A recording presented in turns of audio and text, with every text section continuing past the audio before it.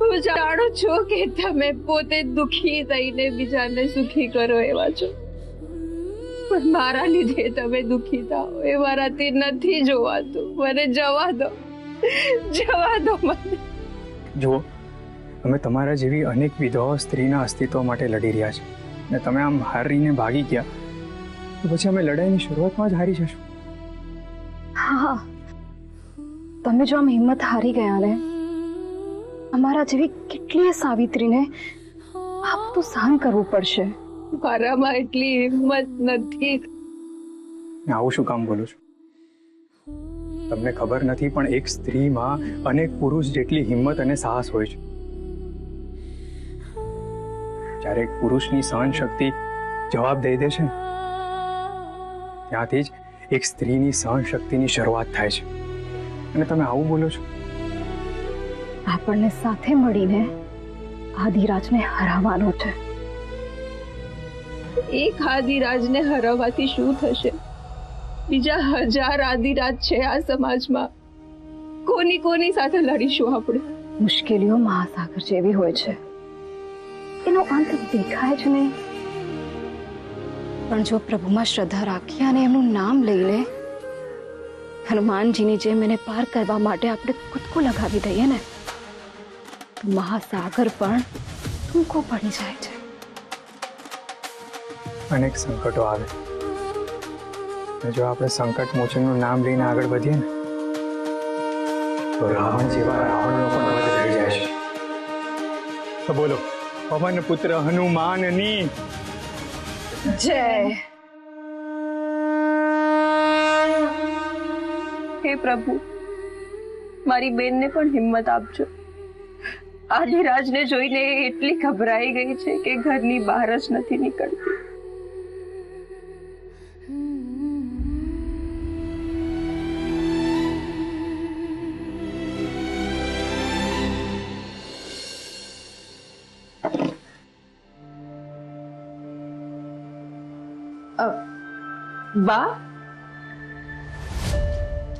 બા, હવે છુપાવવાની જરૂર નથી.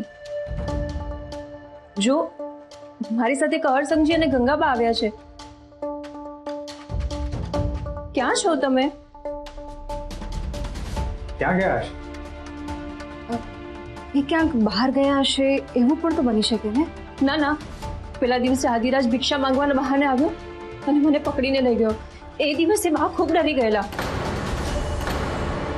પણ એ ખૂબ બીમાર છે એટલે કશે ગયા તો નહીં હોય. એ ગામમાં કોઈ એમને ઓળખે છે? જગલાભાઈ. અરે બાપ રે, પેલા દિવસે તમારા બાપુએ જગાભાઈને ધક્કો મારીને મને લઈ જવાની ના પાડી. એ જ વાતનો ગુસ્સો કરીને કદાચ એ બાને ના ના ના બાને ક્યાં લઈ ગયા હશે? ક્યાં લઈ ગયા હશે બાને?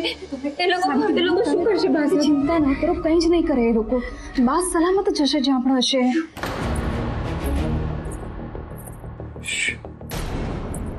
કોઈ આવી રહ્યું છે.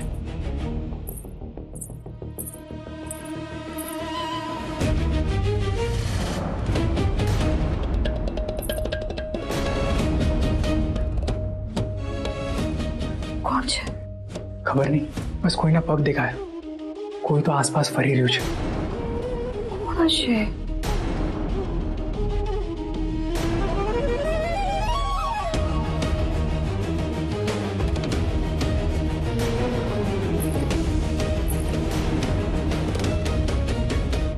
કોઈ સ્ત્રી છે.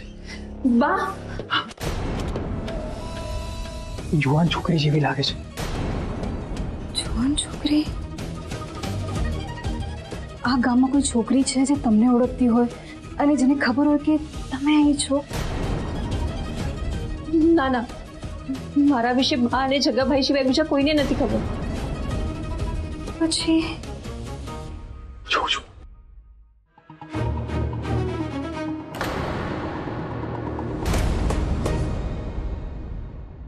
તો આપણા તરફ જ આવી રહી છે. નક્કી આદિરાજની જાસૂસ છે.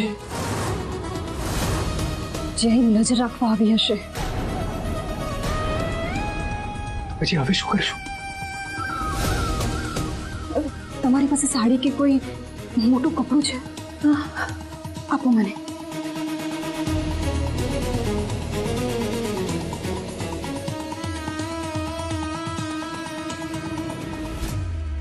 આપા જોડે છે.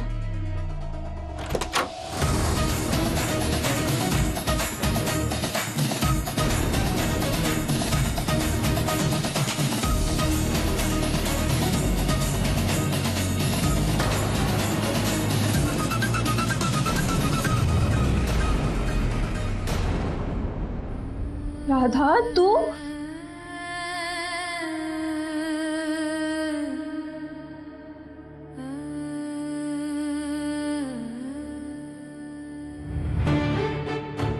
બેન, તું કેમ અમને કોઈને કીધા વગર ભાગી ગઈ? તું ક્યાંથી આવી? કેવી રીતે આવી? અને તને કોણે કહ્યું કે હું અહીંયા છું? હું આપણા ગામમાંથી નીકળી અને ત્યાં આપણા બધા સગાને ત્યાં શોધતા શોધતા અહીંયા આવી અને મને અહીંયા આવતા જ ખબર પડી કે બા અહીંયા એકલા હતા. બા બાકલા છે. હું બકોર કાકા સાથે નીકળી. બા બહુ બીમાર હતા એટલે કાકા એમને ગામ લઈ ગયા છે. ત્યાં એમનો ઈલાજ પણ કરાવશે. હું બાની સીની સુધી વળાવવા ગઈ હતી. પણ તું ક્યાં હતી બેન? બા ખૂબ ગભરાયેલા હતા. તું બોલતા શું હતા?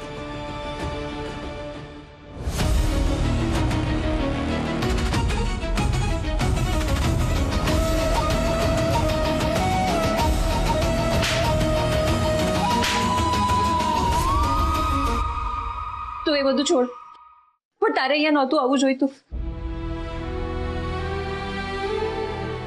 ગંગાબા, આ મારી નાની બેન રાધા છે.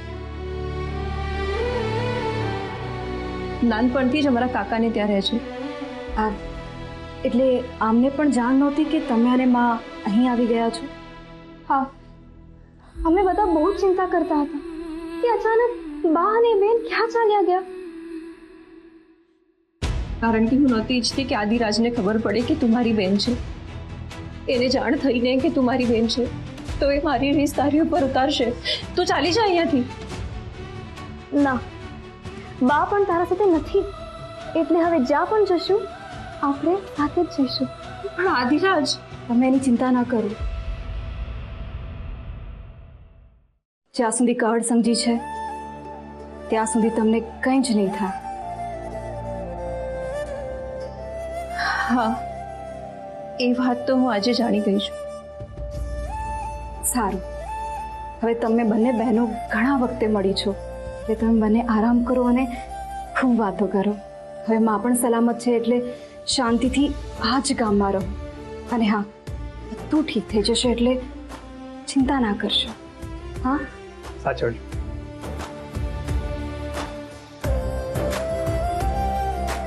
ચાલો.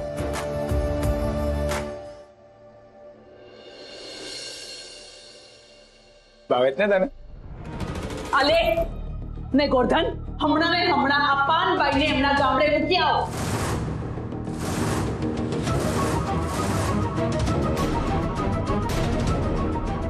બા, હું તો તમારી દીકરી છું ને. ના, મારી દીકરી કોઈ દિવસ મારી બનાવેલ રેખા પર પાણી ફેરવે જ નહીં. બા, મને ક્ષમા કરી દો. આદિરાજ ત્યારે સાવિત્રીબેનને મારવા ના જતા એટલે મેં બાપુને કહ્યું કે તમારા બાપુને તમે 100 કોરડા ખવડાવ્યા.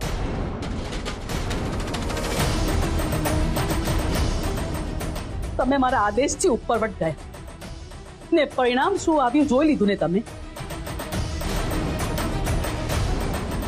હવે તમે નાના છો એટલે તમને શિક્ષા ન થઈ શકે,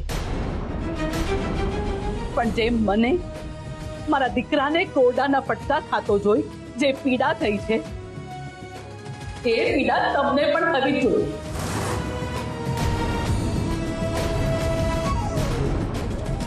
માટે જ હું તમને તમારા ગંગાબેનમાંથી દૂર કરું છું. ના માં, આવું ના કરો. ગોરધન, જા એમને ગામડે છોડી આવ.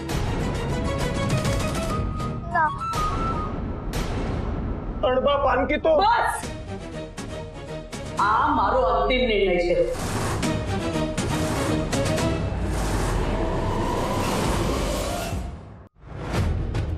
જે ધર્મની વિરુદ્ધના કાર્યમાં જોડાશે એને શિક્ષા મળશે જ. ના બાના, મને મારા ગંગાબેનમાંથી દૂર ના કરો. મને ગંગાબેનમાંથી દૂર ના કરો. આ વાત તમારે મારી બનાવેલી મર્યાદા રેખા પર પાણી નાખતા પહેલા વિચારવું જોઈતું હતું. ગોર્ધન, હું તને છેલ્લી વાર કહું છું, પાનબાઈને ગામડે મૂકી આવ. જા. મારી વાતો સાંભળો. માં તમે વાત સાંભળો માં ક્ષમા કરો રે બા, આવું ના કરો. પાનકીને મારાથી દૂર ના કરો બા. પાનકી મારા વગર નહીં રહી શકે, એને મારાથી દૂર ના કરો. માં તમે સાચું જ કહો છો. તમારો આદેશ હતો કે બહાર ના જાવું, એ છતાં પણ અમે બહાર ગયા. આ અમારી ભૂલ છે. પાનકીને ના કંઈ કરો. હા બા, તો એણે મારી બનાવેલ રેખા પર પાણી નાખ્યું જ કેમ? માં છોરું કછોરું થાય પણ માવતરથી કમ માવતર ના થવાય. પાનકી તો બાળક છે, એમાં એની મર્યાદા ભૂલી ગઈ. ખરી ભૂલ તો અમારી છે. અમે પાણી નાખ્યા પછી પણ બહાર ગયા. અમને શિક્ષા કરો માં. હા બા, તમને જે પાનકીને શિક્ષા આપી હોય એ અમને આપી દો. આને અહીંથી ના મોકલો, આને ના મોકલો ને. ઠીક છે, પાનબાઈને કરવાની શિક્ષા તમારા પર ઉધાર છે, અને જ્યારે હું એ આપીશ ત્યારે તમારે માન્ય રાખવી પડશે. સ્વીકારજે બા. હા માં, તમે જે કહેશો એ જ થશે. હા બા.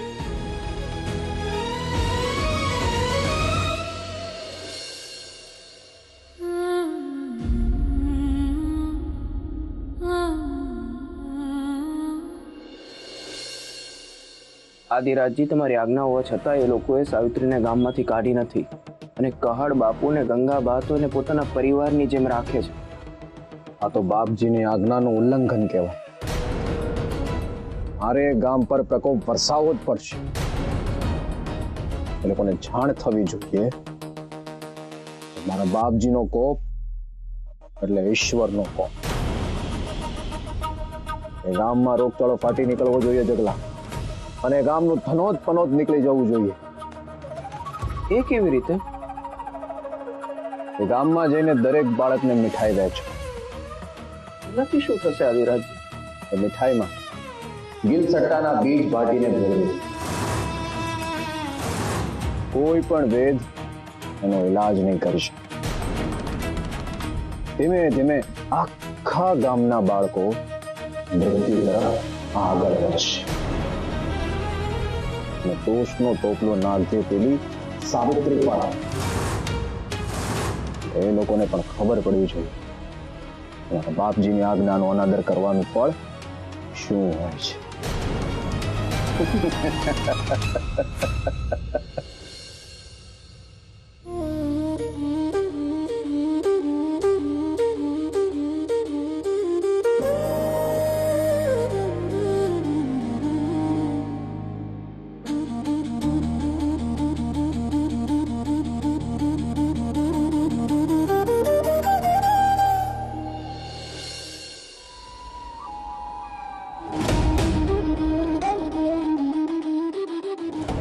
અહીં આ માટલામાંથી આજુબાજુના બાળકો અને બીજા કેટલાય વટે માર્ગો પાણી પીવે છે.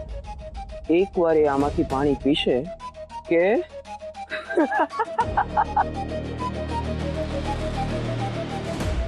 પછી મારા બાપજી સિવાય એમને કોઈ બચાવી નહીં શકે. અહીં એ લોકોએ પાણી પીધું કે ત્યાં સાવિત્રીના 12 વાગી.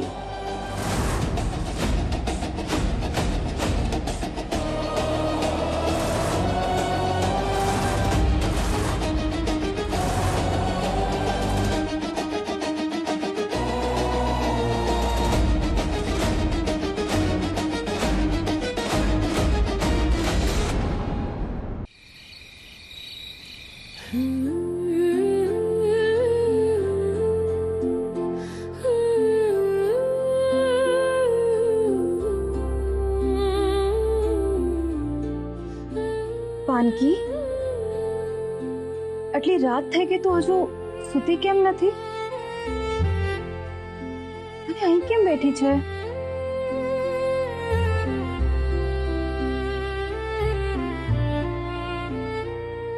શું થયું? બાની વાતનું ખોટું લાગ્યું છે? ગોર્ધન પણ કહેતો હતો કે તે કેરી પણ ના ખાધી. બેનબા, મારે કઈ જ નથી ખાવું, ક્યાંય નથી જવું. હું તમને છોડીને ક્યાંય નહીં જઉં.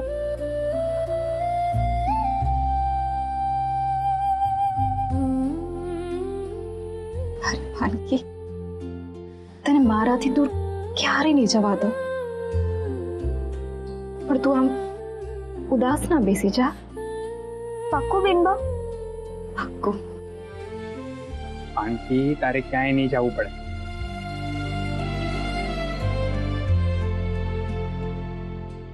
તારે બુંદીના લાડુ ખાવા છે? મોહનથાળ, ઘેવર, રબડી? ના. તો પછી દૂધમાં નાખેલી જલેબી?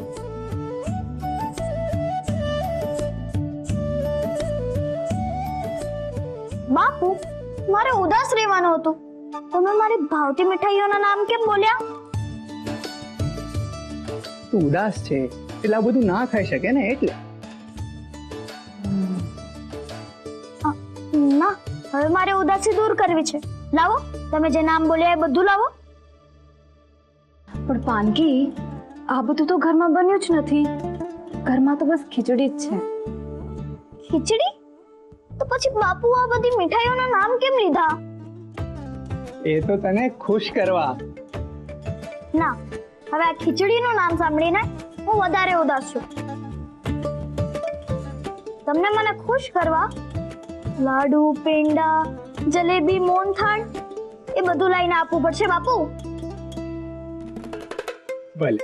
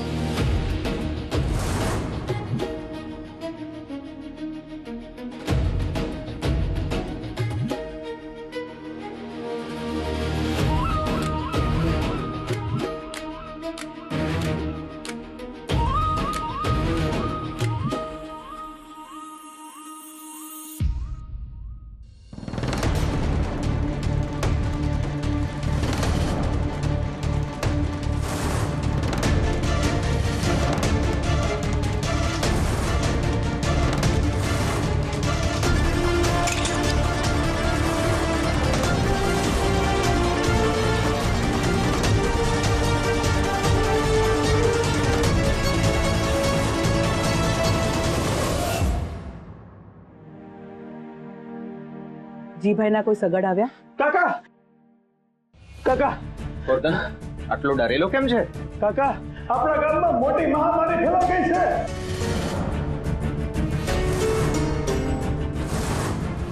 શું થયું? કાકા, ગામના છોકરા બીમાર થઈ ગયા છે. કેમ? અચાનક શું થયું? અરે બા, ઘરે ઘરે છોકરાઓને ભેદી તાવ આવી રહ્યો છે. 2-4 જણા તો બાજુના ફળિયાના જ છે અને એ લોકો એમના બાળકોને લઈને અહીંયા મદદ માટે આવી રહ્યા છે. બા,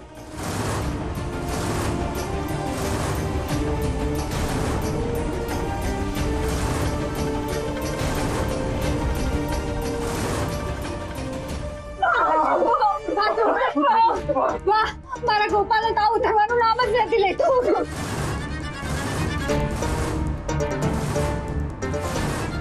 ખરબા, અમારી મદદ કરો. મને સમજાતું નથી મારી દીકરી જોડે શું થયું છે. એ રમતી હતી અને અચાનક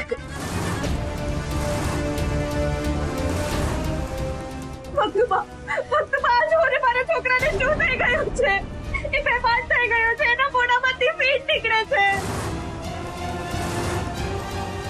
ગોર્ધન, જા, જટ દોડીને જા અને વૈદ્યરાજને તેડી લાવ. જા, જા. પણ આ બધું અચાનક થયું કેવી રીતે?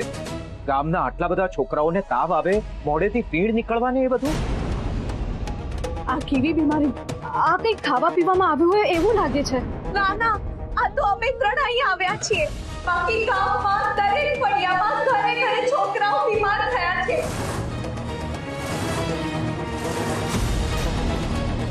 બધાનું ખાવાનું એક સરખું કેવી રીતે ગંગાબા? આ અંધોએ થયું છે પેલી વિધવા બાઈના કારણે.